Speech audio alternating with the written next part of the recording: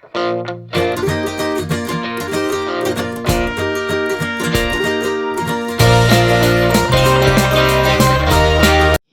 is for those children that have vowed and said, I will never be like my mom and I will like be like my dad. This is for you.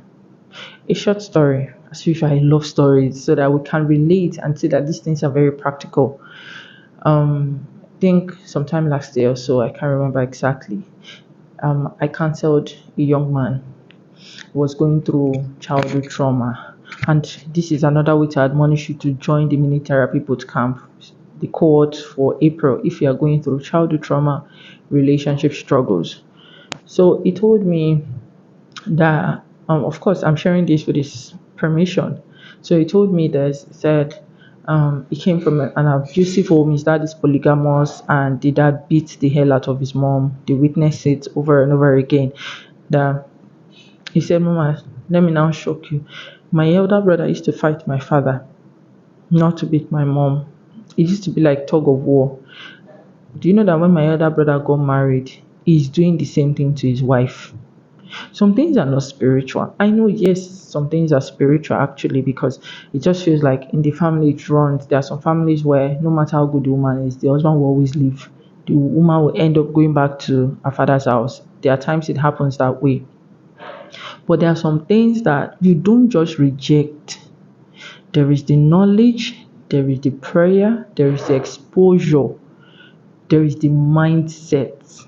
It's very, very important. There are some men that will tell you that beat the woman. If you don't beat her, she will not respect you. I think I even saw a post one time some years back, and people were castigating the girl, but all I was saying was someone that was bleeding. She said she cannot marry somebody that doesn't beat her because she knows that she's stubborn.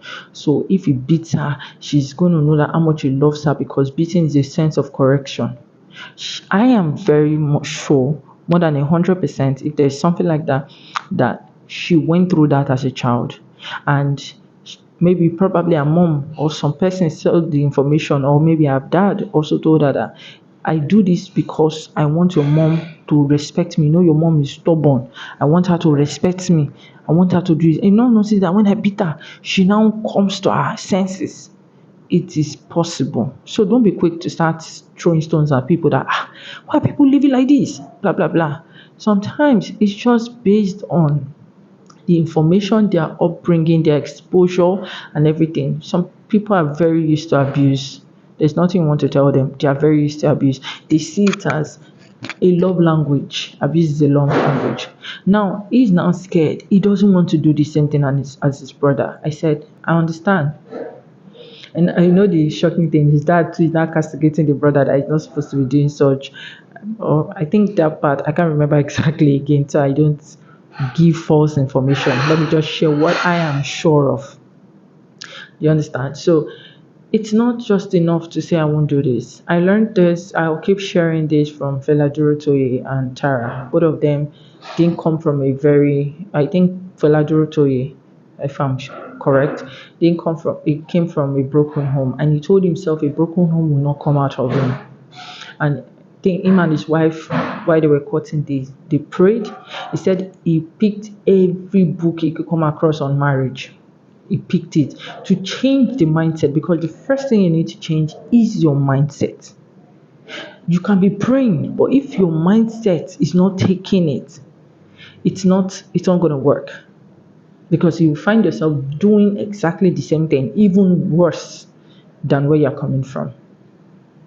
So what is that thing that you're saying, I don't want to do like my parents, but you're already doing it? Some people say, I don't want to beat my children. Say, I understand that part, right? Because I know some parents were very extreme in the beatings, but scripture also said, spare the rod and save the child. Abia did you don't save the rod? I can't remember, but it's more like there's a place of discipline. Everything is not beaten. I don't beat children now like that. I don't love talking, but when it reach time to wipe you, I do it, because there are some things that I remember better, because there was this spanking, not to the point of carrying a stick. A friend of mine went through that from his late mom. Anything she says, she throws at him. I really used to feel for him because sometimes he comes to school with injuries and the likes, and it was so painful for him. But what I'm trying to drive at is this: if you just list out those things you don't want to repeat, maybe from your parents or from your past relationship, write them down and ask yourself this thing and tell yourself this first truth: I have tendency to do all of these things. Hear the statement: tendency. I'm not saying I will do them. I have tendency. So it's possible to repeat the cycle. But now this is what I'm going to do.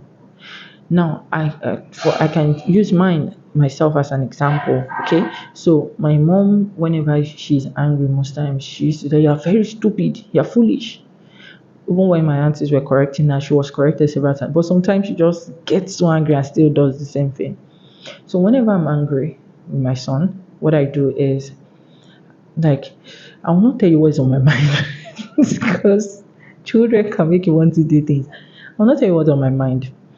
God will help you. God will help you.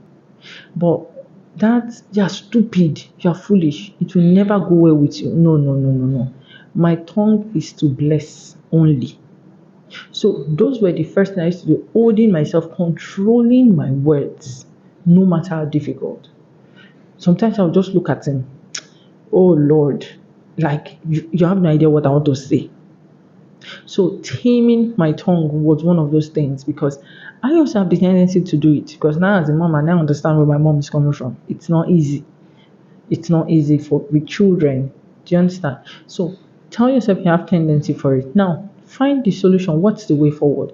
Okay, right now my anger is terrible. Start working on your anger. Right now, I don't have patience. Start working on your patience. You can start with a friend because friends most times can test that your patience. You know this person is someone that will never stick to time. I'm not saying you should start taking everything because boundaries are important. Principles are meant to be upheld. But I'm just saying start practicing, putting those things to work. Watch videos, read books, learn from different people, learn from them the right information. Surround yourself with the people that are looking like what you want to see in your future. Don't just be declaring words alone. Put the work. There is faith and there is work to it. Do you get what I'm trying to explain? So that's the point of the whole thing. Don't just wish. There's no wishy washy, be washy wishy. All right, you have to put the work. So what work are you putting in today? And on those list of things you have written, which work are you putting in today? Which prayers are you praying to get better? I hope really you get better and don't repeat the cycles. See you next time, my next video. Bye.